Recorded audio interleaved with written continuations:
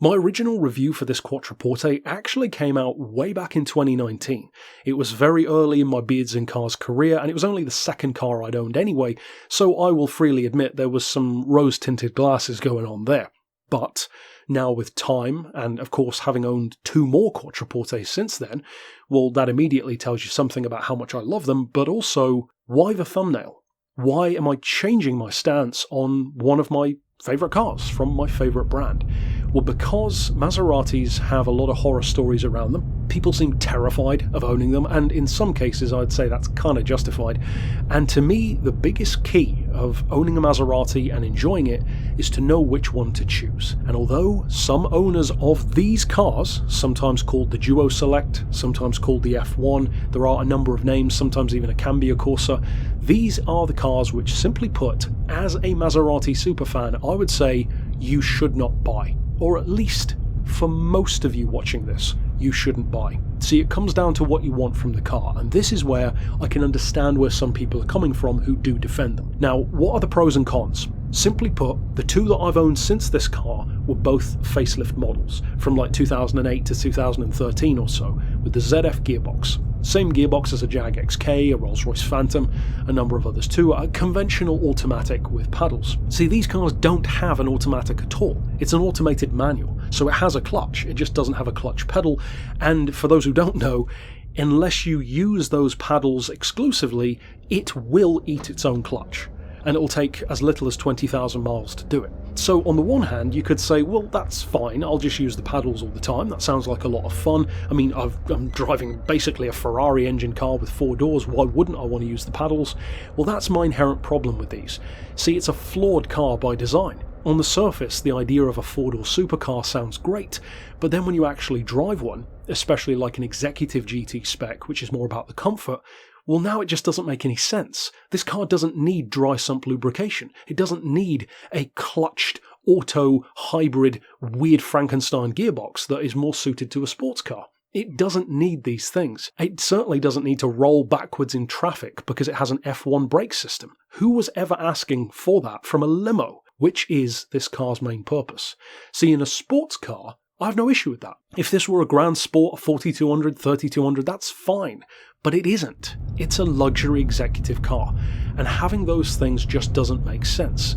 So yes, on the one hand, they are incredibly engaging to drive. The fact that these actually have more of a rear weight bias than the newer ZF cars do. The newer cars have 51% over the back, these have 53% over the back, so a pretty drastic difference, partially because of the dry sump lubrication. For those who don't know what dry sump is, it basically means that the oil sump, instead of just draining to the bottom of the engine into the pan, is actually stored separately and pumped away from the bottom of the engine, which allows the engine to be mounted lower in the car, reducing the centre of gravity, like a race car. Now, again, for a sports car, that's a great idea. This is a limo. Why does it have that? It doesn't need that. It's pointless. And although adding more weight over the back end isn't inherently bad, especially with the wedge-shaped body that it has, which gives it incredible cornering, to this day the Quattroporte as a range, this and the ZFs, are probably my favourites of them all.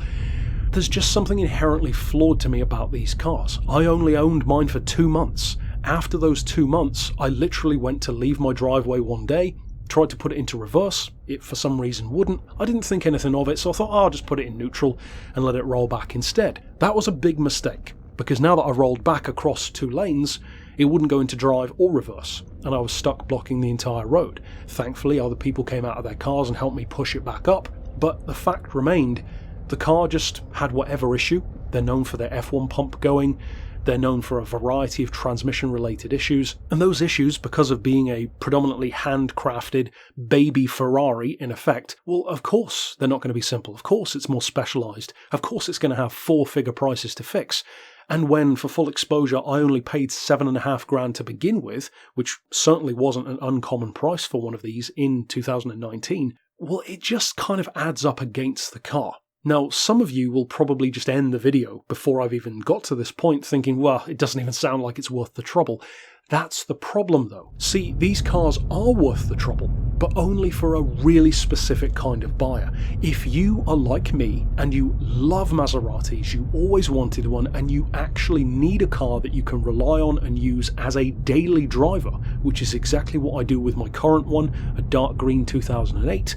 Prior to that, I had a dark blue 2009, both facelift ZFs, as I said. They're fantastic as dailies. In fact, they need to be used every day, if possible, because much like a Bentley, they need that frequent use to keep them in better condition. It will eat up the miles, no trouble. As long as you keep it maintained, keep it serviced, you'll still have small electrical issues, mostly here and there, because it's Italian at the end of the day. But these earlier ones are different. These earlier ones are not for somebody who wants to use a car as a relaxing, daily, luxury, prestige car. If you want that, honestly, as a Maserati fan, buy a Jag. Because if that's what you're looking for, get yourself an XJR, or even better, get yourself an XFR. Same kind of price, tremendous cars, and at the end of the day, there's a reason why I gave the XFR my car of the year 2020. So honestly, check out those reviews and check out those cars because they are tremendous. If you're looking for just a simple, daily luxury muscle car, Jags are way better for that. However, when it comes to this one, this is a car that I would recommend for somebody who wants the Maserati as a toy. If you want to use it every day, buy a ZF. If you want it as a sports car with 4 doors or a toy for the weekend, then absolutely try out one of these. Now, the best thing I would recommend is also, of course, to test drive both if you can, because they do feel different. They're both close enough to be recognised as, of course, the same model in different iterations, but they're subtly different. Some people prefer these older cars for their swoopier, curvier looks. Some prefer the newer one. It looks a bit more German, a bit more executive, and a little bit more subtle. Originally, I used to prefer these older ones, now I prefer the newer ones, and you can go back and forth on personal preference. Overall, though, for me, it's pretty cut and dried. The newer cars are 100% better as daily drivers. These are better as pure performance cars. See, these are also technically a bit quicker for the same level. If you compare one of these executive GTs to a newer executive GT, these are a bit sharper, a bit quicker. And it's almost, at least in terms of design, almost like comparing a Ferrari 360 to a Ferrari 430. The 360 is very soft, very round, very pretty, very much early 2000s, like these. And then you've got the F430, which is still curvy, but more sharp, more aggressive, more angular, and that's more like the ZF cars. So again, it's down to which you prefer, and certainly down to how you intend to use it. If you are fully committed to owning a limo, which you have to use paddles with all the time, which you will roll backwards in traffic on a hill in if you're not holding the brake, and which has dry sump lubrication for really no good reason, and a variety of other things like that, which are more akin to a sports car or a race car than a limo, then absolutely go for it. And you will find an advantage is that they tend to be cheaper.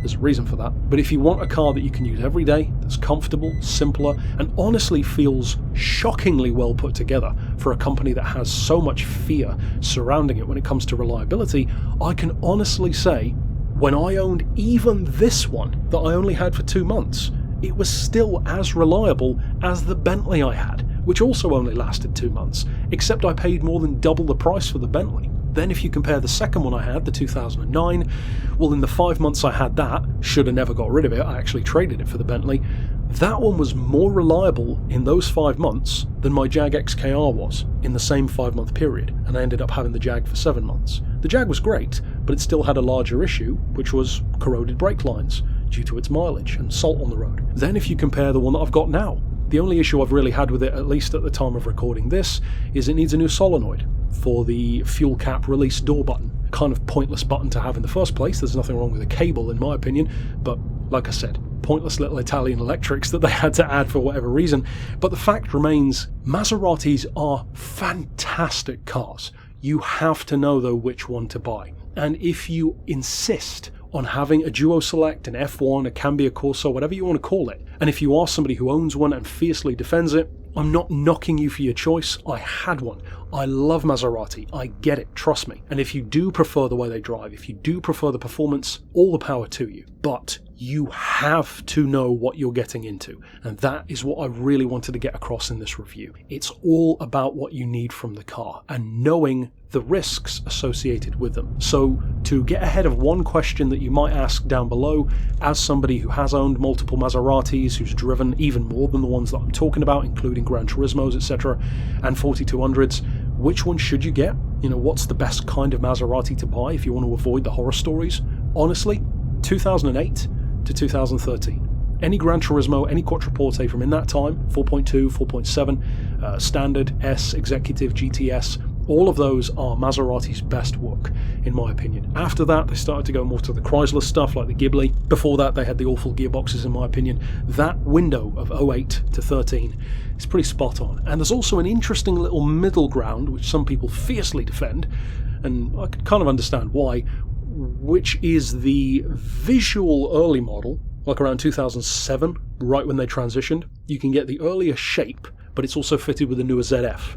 That one I could see appealing to a very niche type of person. If you really love the look of the older one but want the advantage of the newer one, then you might want to look into one of those, but you don't tend to see as many. So look for those. Depends on which one you want as to, of course, what your budget is, and as with any prestige car, look for the least amount of owners, the least amount of mileage, and crucially, of course, as full of a history as you can get, and don't just rely on the history. Once you own the car, you need to be committed and willing to keep that specialist Maserati service history going. So if you're willing to do that, which, let's be honest, that's not anything special, you should do that with any car, but if you're committed to that, then trust me, as a 3-time owner at the time of doing this at least, they are incredibly rewarding. It literally is a 4-door Ferrari. They sound incredible, they perform incredibly well, they are honestly wonderful cars, and in my opinion, nothing else in the prestige category feels quite as much like a supercar, but at the same time is not bank-breaking to live with like a Bentley would be, or an Aston. At the same time, as great as a Jag is, Jags aren't quite as special as a Maserati, not quite as exotic, and in my opinion don't handle quite as well. So overall, fantastic car, certainly a very unique one, and even its main rivals. You know, I absolutely adore the Porsche Panamera, and the Aston Martin Rapide is a dream car of mine, but they're way more expensive than you can pay for one of these, or a ZF even. So that's it for my thoughts on the early Quattroportes. Tell me yours down below, I'm sure owners will, both good and bad, and of course, check out the channel for more Maserati reviews. But for now, as always, thanks for watching.